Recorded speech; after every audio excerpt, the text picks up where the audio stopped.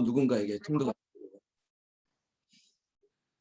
이사야 66장 1절부터 14절 말씀. 1절 여호와께서 이와 같이 말씀하시되 하늘은 나의 보좌요 땅은 나의 발판이니 너희가 나를 위하여 무슨 집을 지으랴 내가 안식할 처소가 어디랴. 여러분, 하나님께서 거하실 곳이 없겠습니까? 만물의 주인 되시는 하나님, 모든 것들을 창조하시고 다스리시는 하나님께서 건물이 있어야만 그 건물에 갇혀 그 건물 안에 들어가 있는 게 아니죠. 성전을 짓되 그 성전 안에만 계시는 하나님이 아니라는 것입니다. 그래서 우리의 믿음이, 우리의 신앙이 어떤 건물 안에 갇혀 있을 필요도 없습니다. 어떤 정형화된 어떤 틀 안에 갇혀 있을 이유가 없습니다. 마치 성전이 하나님이 그 한 곳에 예루살렘 성전에만 있는 것이 아니라 그 성전이라는 것은 하나님의 임재가 있는 곳이 성전이 될 수 있기에 오늘 흩어져 있는 우리 북한산기도원 홍은제일교회 성도님들이 계신 그곳이 성전이 되신 것이고, 어제 말씀도 기억해 보시면 새하늘과 새 땅, 그 천국이 하늘에서부터 내려오시는 하나님의 임재가 있는 그곳이 성전이 되고 그것이 천국이 되고 그것이 하나님의 영광의 증거의 장막이 되는 것입니다. 하나님은 여기 있다 저기 있다 하지 않습니다. 하나님께서는 거기에 있습니다. There. 그래서 여호와 삼마라고 하는 하나님의 또 다른 이름이 그냥 편하게 얘기한다면 하나님이 거기 계신다라는 것입니다. 하나님이 어디 계신다고요? 여기에 계시는 거예요. 그리고 거기 계시는 거예요. 지금 각각 접속한 그 자리에 온라인으로 주의 종과 함께 새벽을 깨우는 그 자리가 여호와 삼마, 하나님이 거기 계시고 하나님께서 친히 성전의 주인 되시는 그곳을 삼아 하나님의 영광을 일으키시기를 원한다는 것입니다. 그래서 성도들에게 이렇게까지 얘기합니다. 나를 위하여 무슨 집을 짓고 또 안식할 처소를 위하여 그렇게 애쓰지 말아라. 여러분, 이게 우리에게 하지 말라가 아닙니다. 우리를 향한 배려겠죠. 하나님께서 우리를 너무나도 사랑해서 그 일을 위하여 수고하고 애쓰는 백성을 위로하시는 하나님의 마음이 전달된다는 것입니다. 하나님께서는 정말 천천의 양이나 그리고 만만의 수양이나 이런 것들보다 더 원하시는 것은 순종을 원하시는 거예요. 순종이 제사보다 낫다. 그래, 어떤 보여지는 무엇보다 말씀 앞에 순종하고 기도로 먹먹하게 나아가면서 하나님의 세밀한 음성을 듣기를 원하는 그 삶, 그래, 말씀 따라 살겠습니다. 말씀이 가라고 하는 곳까지, 멈추라고 하는 것까지 그렇게 내가 살겠습니다. 순종이 제사보다 낫다라는 것입니다. 그렇게 살다 보면 내 인생이 풍성해지는 것이에요. 모자랄 것도 없습니다. 부족한 것이 없습니다. 하나님께서 윤택하게 하시는 거예요. 하늘에서 내려주시는데요. 하늘의 것으로 풍성하게 하시는 그 은혜가 새벽을 깨우는 저와 여러분들의 큰 복이 되기를 예수님의 이름으로 축원합니다. 2절 말씀에도 그랬죠. 나 여호와가 말하노라. 내 손이 이 모든 것을 지었으므로 그들이 생겼느니라. 무릇 마음이 가당하고 심령에 통회하며 내 말을 듣고 떠는 자, 그 사람은 내가 돌보려니와 라고 얘기했습니다. 애통하는 자, 그리고 가난한 심령을 가지고 그래야 하나님을 보는 것입니다. 하나님과 동행하는 것이죠. 여러분, 교만하고 내가 가지고 있는 이 부자, 세상의 부자가 되어가지고 내 것을 놓지 못하다 보니까 하나님의 은혜의 보좌 앞에 이르지를 못하는 것입니다. 하나님께서 나를 따라오라라고 하는데 부자가 근심하여서 떠났다라고 얘기하지 않습니까? 하나님을 따라가지 못하고 자신의 그 물질 때문에, 그것 때문에 하나님을 멀리하는 것입니다. 우리가 코로나 전에 철로역정, 존 버년의 철로역정을 쭉 읽어오다가 지금 멈춘 상태인데, 여러분, 세상에 무거운 짐을 지고 갑니다. 그 십자가 도성을 향해서 갑니다. 너무나도 많은 시험들이 있습니다. 여러 이름을 통해서 우리에게 다가오는 것들, 그래서 우리가 지고 가는 것들을 다 포기하고 그렇게 가야 됨에도 불구하고 그걸 다 짊어지려고 하는 것이죠. 여러분, 인생의 무거운 짐을 예수 그리스도 전도자, 우리의 인생을 이끌려고 하는 그 사람을 만나고 어느 순간 내 인생의 무거운 짐이 벗어지고 가벼운 마음으로 정말 천국 도성을 향해서 기뻐함으로 춤추며 걸어가는 그 인생, 그것을 우리가 맛보아야 되지 않겠습니까? 하나님은요, 오늘 분명히 말씀했습니다. 내 말을 듣고 떠는 자, 그 사람은 내가 돌보려냐. 여러분, 하나님 말씀을 듣고 순종하고 그 말씀을 증거 삼아서 그 말씀의 복음을 전하는 자, 그런 사람을 하나님께서 돌본다는 것입니다. 여러분 반대로 하나님께서 가증히 여기는 것들이 있습니다. 그건 바로 죄죠, 죄. 어떤 죄냐? 여러분 예루살렘 성전이 무너질 때 이런 일들이 있었습니다. 사실은 그 광경인데요. 3절부터 4절까지 이런 내용입니다.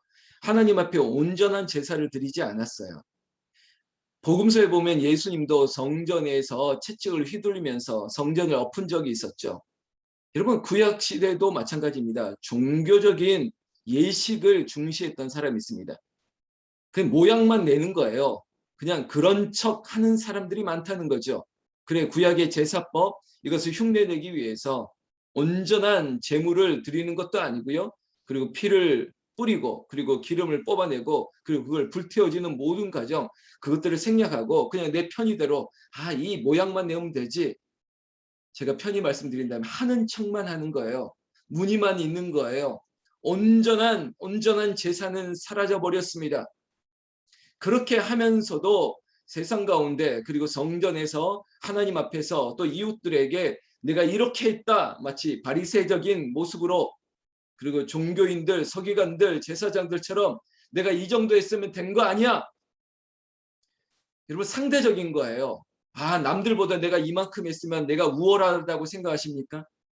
여러분 하나님이 우리에게 주신 것이 그런 일반적인 그런 기준 가운데 남들보다 더 많이 했다? 그러면 예수님께서 부자가 드린 그 재물을 더 기뻐 여기셨겠죠. 아니라는 겁니다. 혼자 사는 여인이 그 동전 2입을 드리는 것 그것이 저 인생 가운데 상대적으로 전부를 드린 것이니 그 여인을 하나님께서 더 위로하고 주님께서 더 축복하신 것이죠. 그래서 여러분 내가 있는 것 아니면 내 종교적인 행위라고 보지 마시고 하나님 앞에 드릴 때 힘써 드리는 거예요. 우리가 예배 드릴 때 마지막 예배인 것처럼 드리는 거예요. 제가 강대상에 설 때마다 내가 이 설교가 어쩌면 여기서 마지막이 될 수 있구나 그런 마음으로 올라갑니다. 지난주 어떤 집사님께서 저에게 목사님은 설교 스트레스 안 받으시죠? 그러길래 죽겠습니다. 매번 스트레스 받습니다. 그 제가 그냥 하는 말이 아니라 저 정말이거든요. 설교자로 선다는 것이 얼마나 큰 이 눌림인지 모르겠습니다. 그러면서 주님 앞에 의지합니다. 주님 도와주세요. 주님 붙들어 주세요. 그러면서 한 주 동안 그렇게 매달립니다. 하나님 말씀하여 주시고 성령께서 입술을 통해서 사용하여 주시고 그리고 하나님 불필요한 말들 제하여 주시옵소서. 그러면서 원고 가지고 토요일 자정까지 막 이렇게 애를 씁니다. 그거 들고 주일 강단에 올라설 때마다 그래도 만족함이 없어요. 늘 부족함을 가지고 올라가면서 하나님의 은혜, 도우심을 구하는 것입니다. 여러분 하나님 앞에 우리가 세상 가운데 이 사람 저 사람 붙들고 막 이렇게 떠들 필요 없습니다. 그저 하나님의 신실하심을 구하고 하나님 한 분밖에 없습니다. 하나님이 나를 도우실 분입니다. 하나님 나를 도와주세요. 5절 말씀에 그런 말씀이에요. 여호와의 말씀으로 말미암아 떠는 자들아 그의 말씀을 들을지어다.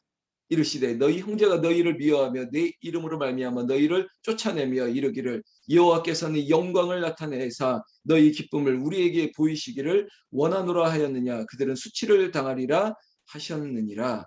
여러분 우리 안에 종교적인 우리의 신앙적인 그런 표출되어지는 게 뭡니까? 합심해서 기도하는 기도 소리도 그렇고 그리고 찬송하는 소리도 있고 또 말씀을 선포하는 소리도 있겠죠.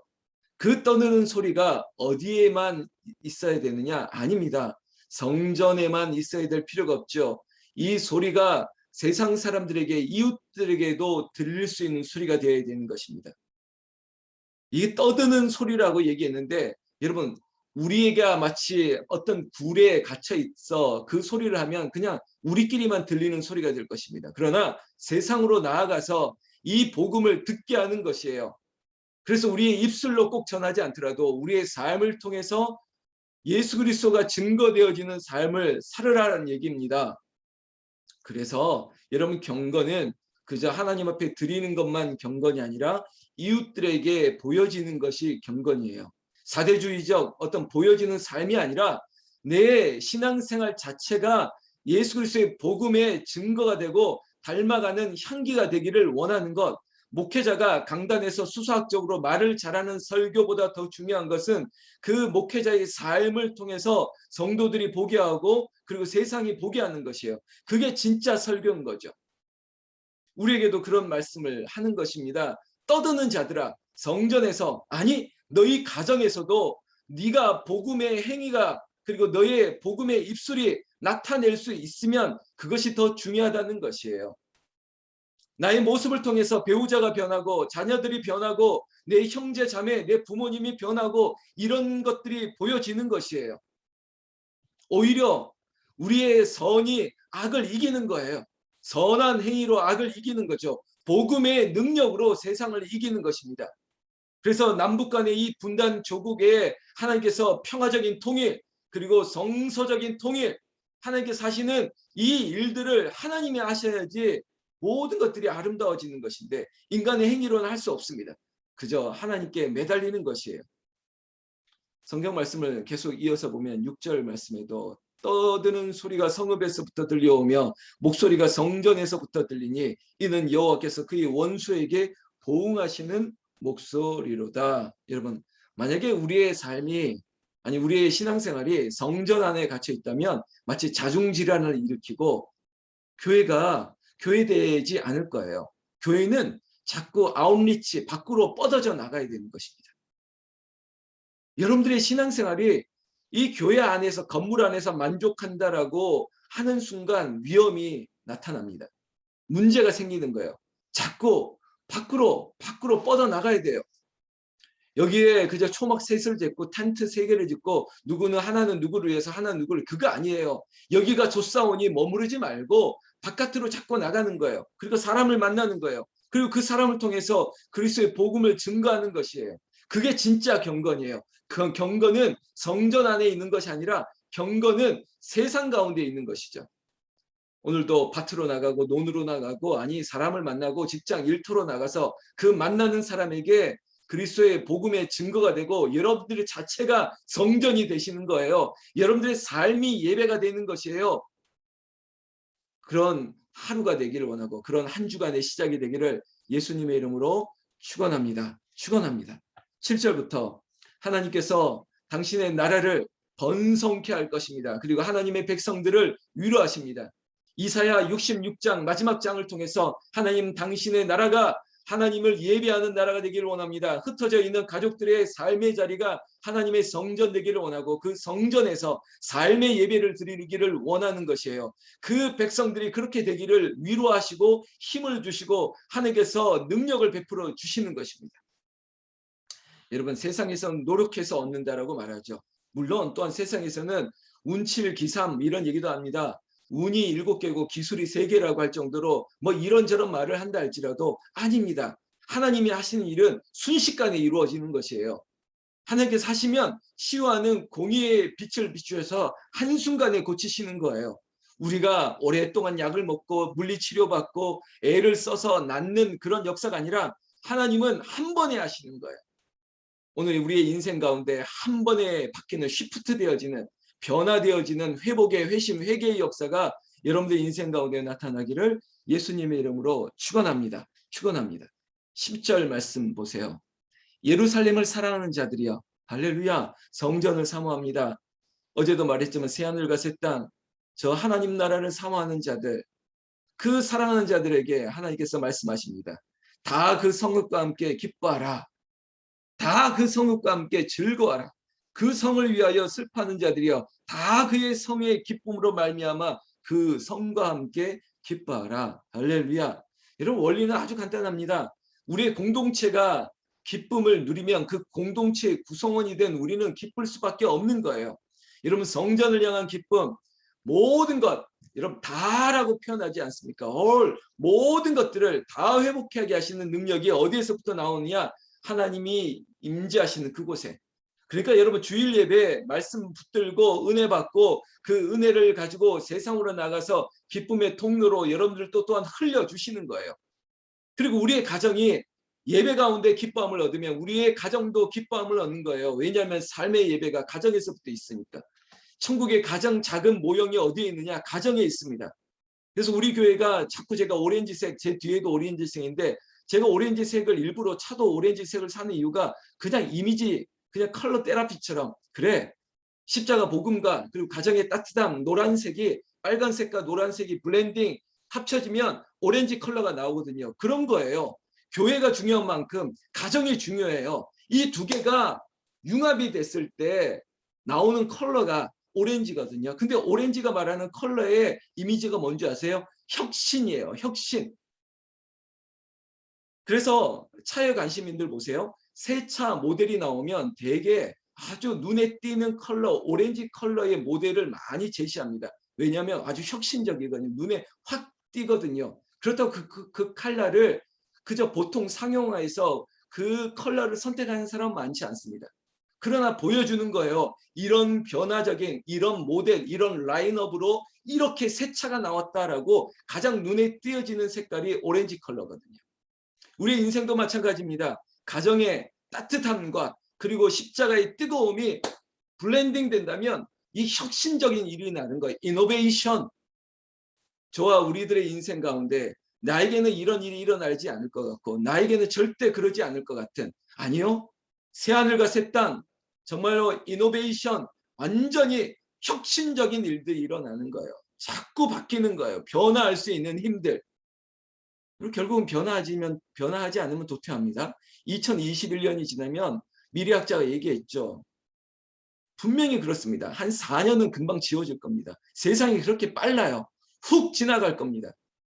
우리가 머뭇머뭇거리던 때에 그렇게 인생은 지나간다고요. 그래서 말씀 부여잡고 그 말씀을 따라갈 때 이 빠른 인생 가운데서도 기뻐하는 은혜가 있는 것입니다. 성경 11절 보세요. 너희가 젖을 빠는 것 같이 그 위로하는 품에서 만족하겠고 젖을 넉넉히 빤 것 같이 그 영광의 풍성함으로 말미암아 즐거워하리라. 하나님께서 공급해 주시는 거예요. 이러한 표현을 통해서 우리에게 주시는 것, 하나님께서 선한 목자가 되어 주셔서 우리를 푸른 초장, 맑은 시냇 물가로 하나님께서 충분한 것들로 공급해 주신다는 거죠. 그래서 하박국 선지자처럼 난 여호와로 말미암아 즐거워하며 기뻐하리로다. 성경 말씀 12절에 이렇게 말씀하고 있습니다. 여호와께서 이와 같이 말씀하시되 보라 내가 그에게 평강을 강같이 그에게 문나라의 영광을 넘치는 시내같이 주리니 너희가 그 성읍의 젖을 빨 것이며 너희가 옆에 안기며 그 무릎에서 놀 것이라. 여러분, 아이가 부모 품에 안겨 있을 때만큼 평안한 게 어딨겠습니까? 주의 품에 안겨서 기뻐하고 즐거워하고 그리고 시와 때에 맞춰서 공급해 주시는 젖이 있지 않습니까? 우유를 먹이고 그리고 이유식을 먹이고 울면 그리고 졸리면 다 챙겨주는 게 부모, 엄마 아니겠습니까? 이스라엘 백성들을 향해서 성전을 사모하는 백성들처럼 성전에서 참된 예배를 드리기를 원하는 이스라엘 백성들에게 하나님께서 이런 영적 은혜를 공급해 주시겠다는 것입니다. 그 하나님이 누구냐? 나의 아버지 되시고 우리의 하나님이 되시는 것입니다. 13절 친히 이렇게 말씀하시죠. 어머니가 자식을 위로함 같이 내가 너희를 위로할 것인즉 너희가 예루살렘에서 위로를 받으리니. 할렐루야. 어머니가 아이를 위로함 같이 우리 북한산 기도원 홍은제일교회가 성도들을 위로하고 성도들에게 영적인 것을 공급할 수 있는 그런 교회 될 수 있도록 여러분들이 더 기도해 주십시오. 그 교회를 통해서 여러분들의 삶이 기뻐함을 얻고 위로를 얻고 힘을 얻어서 여러분들의 삶의 자리에서 하나님의 영광이 나타날 수 있도록 놀라운 회복의 역사가 나타날 것입니다. 14절이 그 말씀이에요. 너희가 이를 보고 마음이 기뻐서 너희 뼈가 연한 풀의 무성함 같으리라. 그럼 보십시오. 이거 혁신이죠. 이게 아주 놀라운 일이 아닐까요? 시간이 지날수록 다 딱딱해지고 무너지고 건조해지고 푸석해지지만 하나님께서 너희 뼈가 연한 풀의 무성함 같으리라. 어떻게 이럴 수 있겠습니까? 왜냐? 여호와의 손은 그의 종들에게 나타나겠고 그의 진노는 그의 원수에게 더하리라. 하나님의 백성에게는 하나님께서 늘 만져주시는 거예요. 늘 보호해 주시는 거예요. 위로해 주시는 거예요. 저주로 그리고 좋은 곳으로 늘 먹여주시고 공급해 주시니 우리가 날마다 이 어머님의 품에서 이 위로를 받고 보호를 받고 그리고 하나님이 주시는 좋은 것들로 만족하고 기쁨을 얻게 되는 것이죠.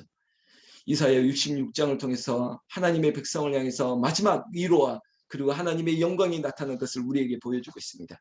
이 말씀이 이사야의 선지자에게만 보여진 말씀이 아니라 또 이스라엘 백성들에게 주어진 말씀이 아니라 오늘 동시대를 살고 있는 우리들에게 북한산 기도원 홍은제일교회 성도들을 향해서 주시는 말씀이에요. 우리가 하나님의 성전이 되고 우리가 그를 기뻐하는 온전한 예배를 드림으로 말미암아 하늘의 평강의 복이 강같이 흐르고 우리의 인생 가운데 여러분들이 지금 있는 그곳에서부터 보호자로부터 강이 흘러서 지금 옆에 흩어져 있는 여러분들의 가족들에게도 그 강물 같은 기쁨이 넘쳐 흘러가기를 우리 주 예수님의 이름으로 축원합니다. 축원합니다. 여러분 찬양 한 장 하고 오늘 마치겠는데요. 182장 찬송가 182장 찬송하겠습니다. 찬송가 182장 강물같이 흐르는 기쁨 성령 강림함이라 정결한 마음 영원하도록 주의 거처 되겠네. 주님 주시는 참된 평화가 내 맘속에 넘치네. 주의 말씀에 거센 풍랑도 잠잠하게 되도다. 나의 생명 소생케 됨은 성령이 마심이라. 모든 의심 슬픔 사라져 주의 평강 넘치네. 주님 주시는 참된 평화가 내 맘속에 넘치네. 주의 말씀에 거센 풍랑도 잠잠하게 되도다. 하늘에서 단비 내리고 햇빛 찬란함같이 우리 마음에 성령이 많이 주님 보내심이라. 주님 주시는 참된 평화가 내 맘속에 넘치네. 주의 말씀에 거센 풍랑도 잠잠하게 되도다. 생명신에 넘쳐 흘러서 마른 광야 적신이 의의 열매 무르익어서 주수를 기다리네. 주님 주시는 참된 평화가 내 맘속에 넘치네. 주의 말씀에 거센 풍랑도 잠잠하게 되도다. 놀라우신 주의 은혜로 그의 얼굴 뵙겠네. 평화로운 안식처에서 영원토록 쉬겠네. 주님 주시는 참된 평화가 내 맘속에 넘치네. 주의 말씀에 거센 풍랑도 잠잠하게 되도다. 할렐루야. 이런 하늘의 평강이 그 강물같이 흐르는 기쁨이 새벽을 깨우는 여러분들의 삶 가운데 가정의 일터에 넘치기를 예수님의 이름으로 축원합니다. 기도하겠습니다. 하나님 주일을 보내고 이 월요일 새벽에 우리를 깨우시고 말씀 앞에 나오게 하셨사오니 아버지 하나님 이 주의 백성들 이름을 부르시고 그의 가정을 돌아보시고 그의 가정이 성전이 되게 하시고 그의 가족들을 돌보시는 은혜의 강물이 지금 기도하는 그 자리에서부터 흘러 넘치게 하여 주셔서 강같이 흘러서 저 옆방으로 가고 아버지 저 방으로 이어지게 하여 주셔서 온 가족이 은혜로 회복되어지는 역사가 있게 하여 주셔서 마음이 우울하고 답답할 때마다 하나님 하늘의 기쁨이 넘치게 하여 주시옵소서. 내 마음속에 넘치고 평강이 넘치게 하여 주시되 그것은 하늘에서부터 내려오는 것이오니 하나님 이 아침에 하늘의 복락이 넘치게 하여 주시옵소서. 아버지 이 새벽에도 조인숙 권사님, 양경욱 권사님, 김영란 장로님, 가청청 자매, 강교선 집사, 김양희 집사, 박형민 사모, 이복희 집사, 윤영실 집사, 안성화 집사, 임지은 성도, 백도선 성도, 김진래 권사, 최재신 권사, 공순영 권사, 가오철 집사, 안찬현 집사, 김정래 권사, 정현옥 권사, 정현숙 권사, 문희순 권사, 이영옥 집사, 김항선 집사, 황경숙 권사, 하정남 권사 주님 앞에 나왔습니다. 그리고 그들의 입술 가운데 날마다 부르짖는 또 다른 이름들이 있습니다. 그 이름의 회복의 역사가 있게 하여 주시옵고 오늘 이 말씀처럼 하늘의 것으로 말미암아 기뻐하리라. 하나님께서 그 성읍과 함께 하나님으로 말미암아 즐거워하는 인생 되게 하여 주시옵소서. 하나님이 평강을 강같이 하나님의 영광이 시내같이 흐르게 하여 주셨고, 특별히 우리의 자녀들에게 하나님이 이 시온의 강물이 흘러 넘치게 하여 주셔서 거칠 것이 없이 뻗어나가게 하여 주시옵소서. 오늘 우리의 인생 가운데도 회복의 역사, 치유의 역사가 일어나기를 원합니다. 아버지, 힘있게 일어나게 하여 주시옵소서. 지혜의 영이 넘치게 하여 주시옵소서. 영적으로 게으르지 말게 하여 주시옵고, 말씀 붙잡고 기도하면서 하나님의 영광의 증거하심이 우리의 인생 가운데 다윗의 장막처럼 구름처럼 가득하게 하여 주시옵소서. 우리 주 예수님 이름으로 기도 올리옵나이다. 아멘. 아멘. 우리 주님 부르며 하늘의 영광이, 평강이, 강같이, 그리고 하나님의 은혜가 우리의 자리에 시내같이 흐르기를 기도했으면 좋겠습니다. 우리 주님 부르며 우리가 간구하겠습니다. 주여, 주여, 주여. 하나님 아버지 감사합니다. 아버지, 죄인을 용서하여 주셔서 하나님의 자녀 삼아 주신 것만도 얼마나 큰 복인데, 아버지, 날마다 나를 위로하시고 나를 붙드시고 나에게 공급하시는 것으로 만족해 주시는 이 은혜가 나에게 있사오니 아버지, 감사와 영광을 올립니다. 아버지, 그러나 아버지, 내가 교만합니다. 내가 게으릅니다. 하나님 말씀 앞에 온전히 서지 않을 때가 있습니다. 그러나 아버지, 날마다 말씀의 조명하심에 따라 살기를 원하오니 아버지, 나를 불쌍히 여겨 주시옵소서. 아버지, 홍은절교회 주일 예배 온전히 마치게 하여 주심을 감사합니다. 말씀 앞에, 아버지 하나님 복음 앞에 다시 한번 회심하고 회개하는 역사가 있게 하심을 감사합니다. 한 가정이 주께로 돌아오게 하신 것이 하나님의 은혜인 줄로 믿습니다. 그 영혼이 주께로 왔사오니 주님 받아 주시옵소서. 기뻐하여 주시옵소서. 아버지 하나님, 또한 이 자리에도 아버지 기뻐함을 입어야 되지만 아버지, 슬퍼하는 인생들이 있습니다. 아버지, 아시오니 불쌍히 여겨 주시옵소서.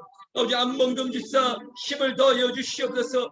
아버지, 박병현 장로님 힘을 더하여 주시옵소서. 아버지 하나님, 또한 예명자 권사님, 아버지 하나님 병원에 입원을 준비하고 있습니다. 아버지, 또한 우리 아버님, 어머님들 중에 요양원에 계시는 분들이 있습니다. 가려 중에 있는 어르신들이 있습니다. 아니, 이 자리에도 나도 몸이 약하고 아버지, 내가 아프고 힘이 드는 성도님들도 있습니다. 아버지 하나님께서 만져주시옵소서. 회복의 은사를 더하여 주시옵소서. 완전히 바뀌어지게 하여 주시옵소서. 여호와의 영이 임하면 바뀝니다. 여호와의 영이 임하면 한순간에 일어납니다. 아버지 하나님, 무너지지 않을 것도 하나님께서 하시면 무너지게 하시고, 아버지, 길이 없는 것도 길이 되게 하시는 것이 하나님의 역사 여오니 아버지, 이 시간도 우리에게 임하여 주셨고 기도하는 백성들에게 임하여 주셔서 아버지, 그들이 바라는 기도, 아버지, 소원을 하나님께서 외면하지 아니하시고 하나님께서 늘 좋은 것으로 어미가 품어서 공급해 주시는 것처럼 아버지, 우리 부모가 자식의 것을 누구보다도 잘할 텐데 아버지 하나님이 우리의 기도를 하십니다. 우리가 바라고 원하는 것들을 알고 있사오니 주여, 이 시간 응답하여 주시옵소서. 아멘.